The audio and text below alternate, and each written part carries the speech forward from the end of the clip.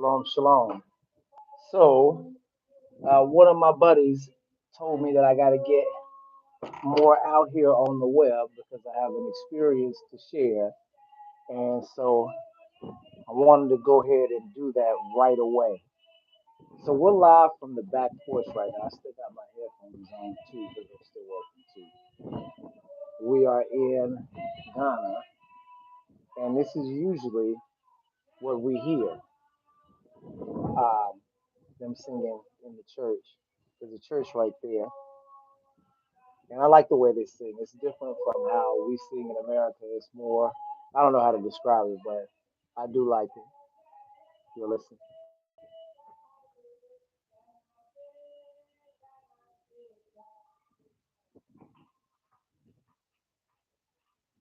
There was some wildness going on out here a little while ago. And I guess I shouldn't do it so loud, but maybe, I don't know. I don't know what it was. But a woman was yelling from that building. And I think maybe she was being exorcised, like maybe a spirit cast out of her, because it was that type of scream. So you guys could get the chicken. So we're up here on the back porch, laundry out there. My daughter, who is in the States, was surprised that we do the laundry and hang it up, that there's no dryers here. But it's so hot, seems like a waste of money for anybody to have a dryer. Like, who would need to pack the heat into a machine, into a box, when there's all this heat outside to dry the clothes with? So people don't have dryers here. We hang the clothes up. And we actually do have a house manager that washes our clothes for us. So we contribute to the community in that way. We say house manager. That's what we say, a house manager. But see, someone who comes, or washes our clothes for us. We have a big family. And I kind of feel bad a little bit. She's an older woman, but because we can wash our own clothes, right? We're not handicapped. We can wash our own things. But I was told by the person that initiated our journey into Ghana that when you're here, because you pay for things that you can do yourself, doesn't mean that you're lazy or that you're too good to do this type of work or that this type of work is for them and not you. It's supporting the local economy. It's having a group of individuals around you that because you're coming from another nation and that you don't have everything at hand that you need all the time, it's easier and more profitable for the community to pay out to do some of the things that you would normally do for yourself. A lot of people don't have cars here. They use the taxi system, the taxi services that you get anywhere you want with the taxi. There's so many taxis running up and down the road, and you just put your hand out and the taxi will pop up, especially if they know you're an American, because they're looking for the American fare. But yeah, supporting the local economy doesn't just mean buying from the store or buying a car or anything like that. Here, the local economy is more grassroots. It's people with baskets on top of their head and selling fish out of it, or people with a tray full of sunglasses walking up and down the street. People selling donuts on the side of the road or banana chips. So they're more business minded. Not business minded necessarily, but uh, entrepreneurial minded to just get up and go have your own business. Most of the time, they wear their business. You know, whatever they have to sell is visible. So yeah, supporting that and continuing to support the local grassroots economic system is, I believe, where it's at. He always would preach self sustainability or sustainability, and I do believe that that is an important aspect of Hebraic culture, because we're Hebrews, that Hebrews that we don't have anymore in the modern era, that we don't necessarily have a ground to mouth economy system in the United States like they do here. So let's just say the lights were to cut off tomorrow in the United States. You wouldn't really have any access to anything, right? We would be panicking. Here, the lights cut off all the time, and or not most, but some of the agriculture is done without the use of any power, and nature is more of a aspect here. People go out on the ocean and fish in canoes, just like they did in the biblical days. There are a lot of biblical parallels with this country. I always imagine the where they were lifting the man through the roof to see Yahusha, the man that was crippled. I might be messing this one up, but because so many people were surrounding him, he was preaching, and everybody was wanting to hear it, and they were letting the guy in through the roof to be healed because so many people were out on the street listening to, what Yahusha had to say. I think it was in the house, trying to see what Yahusha was doing in there. I can't remember. I can't remember the uh, exact thing that happened. I have to go back and look at it. But here it's like that. You have street preachers, and there'll be some people surrounding them. The the markets are so packed that you can't really get from place to place. It's amazing. It's really amazing. So we're out here living it up. We're trying to make it. It hasn't been easy, but the rewards from it, are this, or living in, I believe, to be a luxurious fashion, and not for a whole lot of money. The issues that we have, sometimes the water goes out, sometimes the power goes out, are not big deals. They're not big deals. It's just a simpler life here.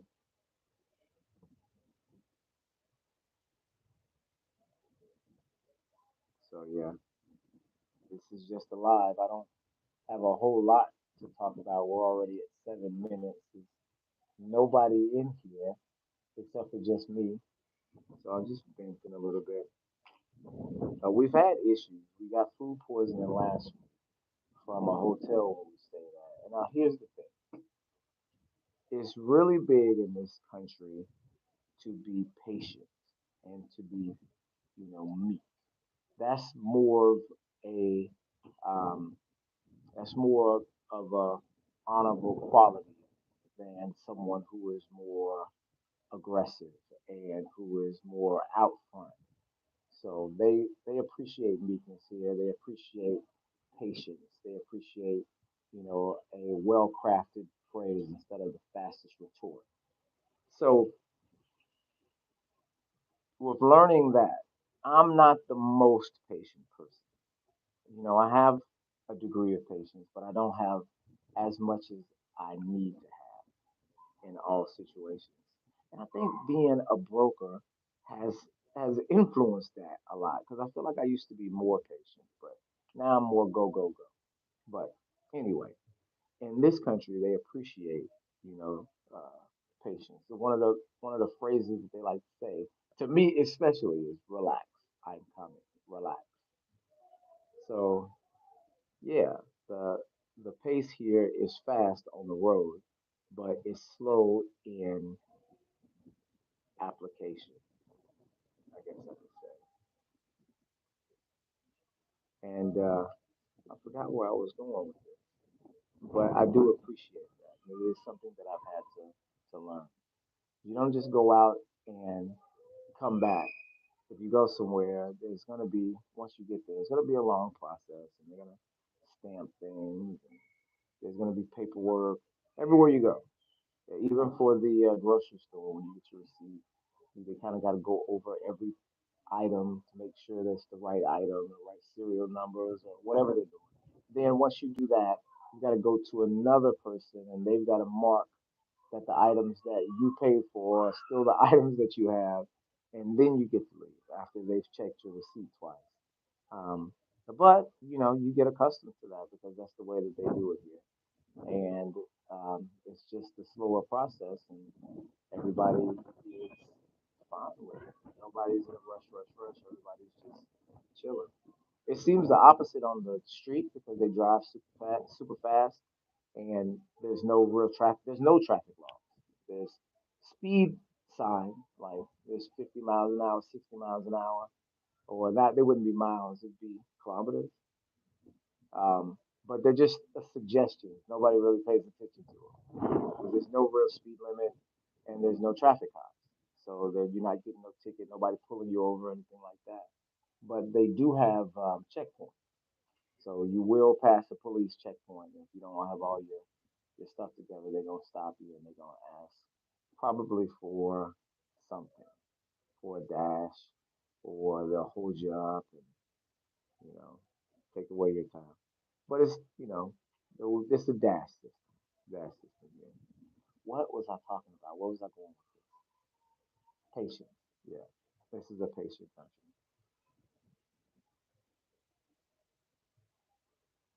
Don't really know where I was going with that. But yeah, this is Ghana. We're in Ghana. We're in Cape Coast. We enjoy it here, and we are, living our life, trying to make it. Was I talking about being a broker? I wasn't. I said that being a broker was uh, had took away my patience. I forgot what I was talking about. See, this is the problem with going live because usually I have a whole lot to say, but I ain't got a whole lot to say right now. I was talking with a buddy of mine last night about part of the reason why we're in Ghana, um, about things that are going on in America and the political atmosphere, the COVID, and all these other things. And it's just not like that here. We don't have any of that strife. We don't have any of that turmoil that goes on in America or has gone on in America. It's just a lot quieter here. It's a lot different. The country is more of a Christian country or a spiritual country. You'll see the cab drivers with Bible verses put on the back of their cabs or Bible phrases on their cabs. Everybody believes in some scripture of some sort, and they all recognize each other, especially the, the two religions. They recognize each other, Muslim and Christian. They're not here fighting. They live in the same villages and interact with each other. They do their own thing. You know, you have Muslim villages and you have Christian villages, but those are just from the majority of people that are in them. Most often, the villages are mixed, Christian and Muslim. You know, apparently we were in a Muslim village when we first got here, on Sepetu, right outside of Ufutu, here in the Cape Coast area, and I didn't even know it was a Muslim area. There were enough Christians there that we heard Christian services coming from the churches, so I just assumed that it was a Christian area. But they say, hey, it's supposed to be a Muslim village. I couldn't tell. I appreciate that though because the Muslims eat closer to our taste. There's not a lot of pork here. Most people don't eat pork here. Most of the restaurants don't serve pork, so we don't have to really worry about that. They do eat strange seafood, so octopus and stuff like that. They sell octopus on the side of the road here, so stay away from that, obviously. But yeah, it's a whole different vibe. It's just a whole different vibe. Even the way that the people talk, I enjoy. Um, you hear them speaking in their language. Uh, Shui, I think it's called Shui. It's spelled like it's pronounced Twi, but it's actually Shui. So when they speak in their language, you'll hear them. They'll go aha. So it sounds like in English, uh-huh, but they say aha. And I really don't know what it means or if it means the same thing like it means in English, like uh-huh, I get it. Um, it usually works in the opposite way when they say it. They'll be saying something and then they'll say aha or ahead as if you feeling me now. You get it now, huh? But I like it. And I've tried to start using it, but I always use it in the wrong way, out of context. So I sound crazy saying it wrong. So we'll figure it out. But I just appreciate it. Hey, what's up, son? My son. This is Jeremiah.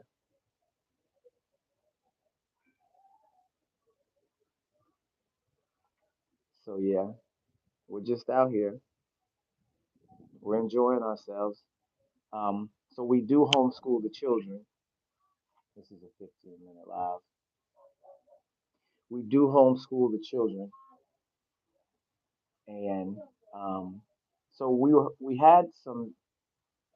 At first, we were going to try to uh, get the kids into school here. Hey, Shika.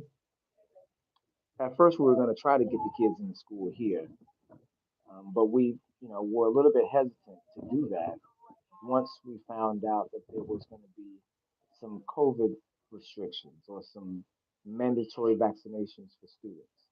So we decided to continue to homeschool, and that's been an issue here too. I'm sorry, send the kids to school here, but with the vaccine requirement, we decided against it um, for obvious reasons, and decided to continue to homeschool here. Now it's going to cause us a little bit of problems because we intended on having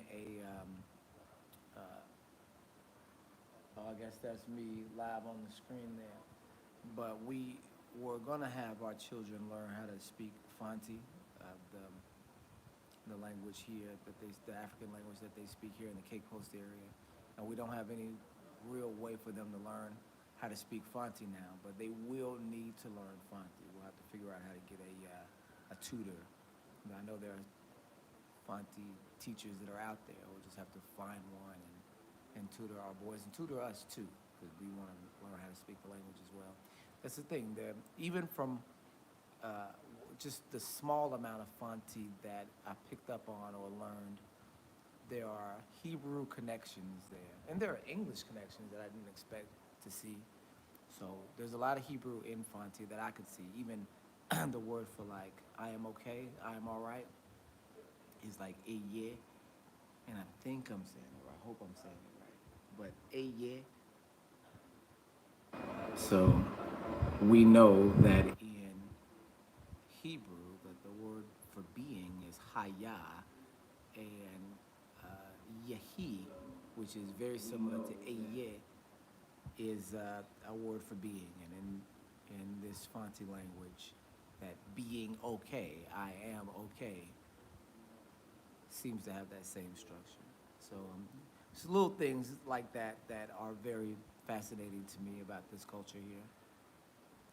I guess I started off talking about homeschooling the boys.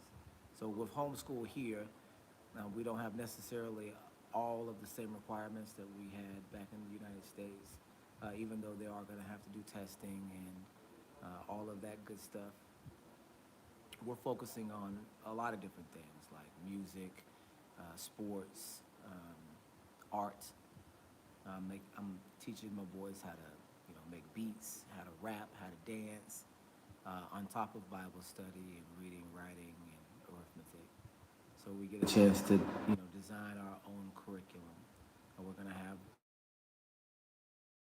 in America, with the hip hop culture and um, the dance culture that our people have in America. I don't want them to lose that, So whatever we have here, whatever we knew how to do there, we're also going to promote here, but in a healthy way, not in a violent or dramatic way.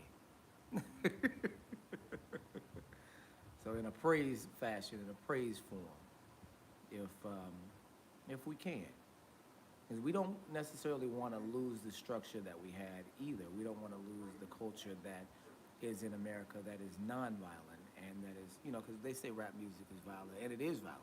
Today, rap music is violent. It's about gangs, about gang culture, and most of the rap that you hear on the radio is not good, satanic.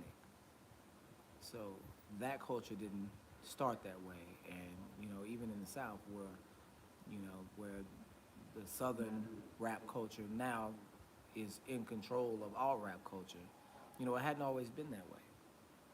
I'm from Chattanooga, Tennessee, from the Chattanooga, Tennessee area, and we listened to growing up. We listened to 3 6 Mafia, which is most satanic, rap group in history. 3 6 Mafia. But in Tennessee, we never did consider it devil music because that's what we listen to. So it was, though. It absolutely was. So do you still have any aspect of that culture that is, that can be saved, that can be salvaged? And is it, blasphemous to. Hold on, let me cut this TV down.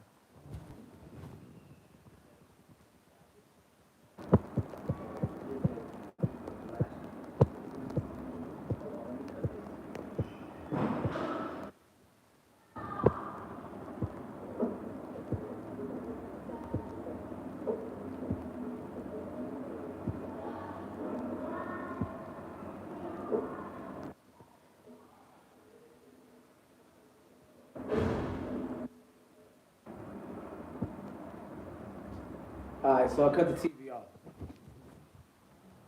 So is it blasphemous to have, let's just say you have a style of music that's similar to the way that, you know, rappers, 3 6 Mafia, whoever, um, make their beats or have their cadence, or, but you use it to worship. You use it in worship style. Is that wrong? Is that blasphemous? That's the question, right? And it's a slippery slope, I would say, because for us, like I said, I grew up listening to 3 6 Mafia, but 3 6 Mafia's style of beat and production is just Memphis music, Memphis, Tennessee music. The hi hats and heavy bass. That's what I grew up with, and that's as an artist myself, that's the type of beats that I make, and that's the type of beats that I like to rap to. So am I rapping satanically because I use that instrument or that drum? No. And am I now, you know, worshiping in a false way because the drum in itself is not evil, right?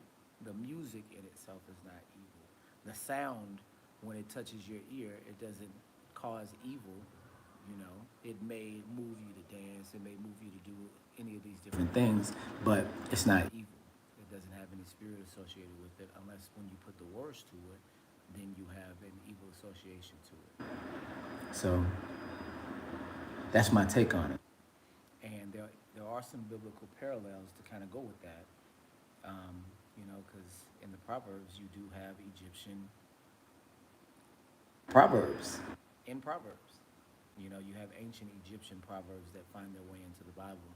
And I can't tell you exactly the chapter and verse, and I should be able to tell you, but there's a proverb that talks about sitting at the table with the king, and it says that you're supposed to hold your appetite. You're not supposed to, just I almost say grub. I guess you could say grub. You're not supposed to just.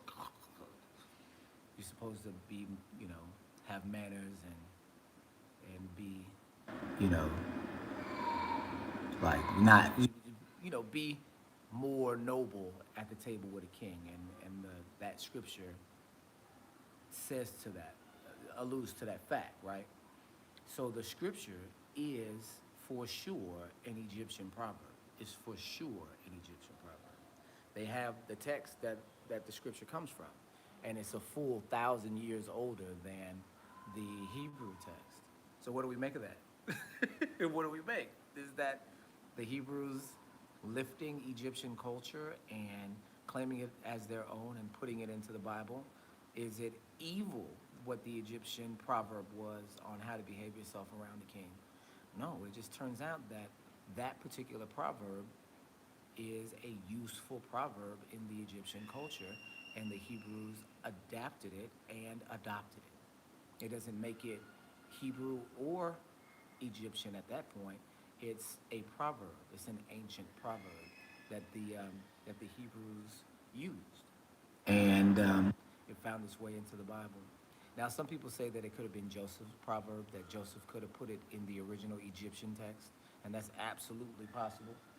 But whether Joseph put it there or not, it comes directly from an Egyptian text. So you have to assume that it's Egyptian wisdom. This particular Egyptian wisdom found its way into the Bible. It was good Egyptian wisdom. It's verified, right? So, with that being said, the concept of of usable material coming from a wicked nation, is plausible. So we justify being able to use the tick tick boom in our old rap music, right? So many people justify themselves out of sins all the time, but I do think that this is a justifiable one. So I teach my children how to make beats in the fashion that Tennessee producers make beats. I teach my sons how to rap in the fashion that Tennessee rappers would rap. So, not with any negativity or with any Satanism, but with Hebrew, you know, culture and worship, of course, right? And so it's the thing. I mean, our culture is still valuable. We have a valuable culture in America. It's, in my opinion, and I think most people would agree with me, it's the most valuable culture on earth. Um, it's the culture that Michael Jordan emerged from, the culture that Michael Jackson emerged from, the culture that Mike Tyson emerged from, the culture that Mike Vick emerged from. So all of these different Michaels, and that's a Hebrew name, that means one who is like Elohim. You would say one who is like God, but I mean all of these different, I don't know. There's a lot going on. All of these different, instances of historical nuance that our people um, just naturally fit to lets us know that you know, we're a special people, that people of kings and priests that the Bible talks about in Deuteronomy 7, or Exodus 19. And that's what we teach our children as well. And they have to have that. That part of the culture that we're leaving behind in America is a powerful culture. And I don't want them to lose that power. So I teach them how to shoot ball and rap and sing and dance, as well as read the scripture and read and write and add and do all those good things too. So, so yeah, we out here in Ghana, and we have the the power here, and I would say that we have the ability here to build in ways that we wouldn't be able to do in America. So I'm doing a video now. My latest video is going to be the next video in the End of the World series, and it is about the public housing system in America, about housing projects, right? And I'm not from any project in Chattanooga. I'm not from the projects. I'm not from the streets. My family is from the projects, Alton Park and Boone Heights when they were standing, and Poss Homes. Um, and we were always familiar with the projects when we were young, but we weren't from there. So, from the outside looking in, it was always one of those places where we wanted to be. Because all the girls were there. And it seemed like, everybody had a community and, all that. It was fun. But that's a poison environment. And it was a poisoned environment, in more ways than one. There's a lot of psychological poisoning there. There's a lot of chemical poisoning, you know. The way that they, take the man out of the house in order to get a brick. They call them a brick. If you say in Chattanooga, oh, I got me a brick, my girl got a brick. That means you got yourself an apartment. So they don't allow, the fathers to be in that house, causing a rift in, the black family that has destroyed the black family. So those places are designed, not good places, designed as, you know, historically concentration camps. If we are the Jews of America, if we are the Jews of America, black people, wouldn't it make sense that we would have concentration camps too? Wouldn't how they did the Jews in Germany, wouldn't we be able to see some of those same things if we're the Jews? It just turns out, yeah, there's concentration camps all over the United States. Every project in every city, in every state in the country is a concentration camp. And there's black folks in them. And not only that, concentration camp with gas chambers, with poison, toxic waste landfills, surrounding the projects, with industry and smog, and because that's where they build the projects at. Even in Chattanooga, they built Alton Park in the industrial zone, where all of the toxic chemicals and stuff, Wheeling and in South Chattanooga, U.S. Pipe, and that's all down there in South Chattanooga, and the whole area is, smoggy. So in every city it's like that. In every city. So and there have been real life consequences from these poisoned environments. One, the family, you know, two, the children, coming living in that environment, you know, and then the future that comes from that children. What happens to the next generation? That wealth is destroyed. That wealth is destroyed. So that's what the video is about. It's the fourth video in the End of the World series. I started off the series talking about COVID, right? And all the things that are going on with COVID.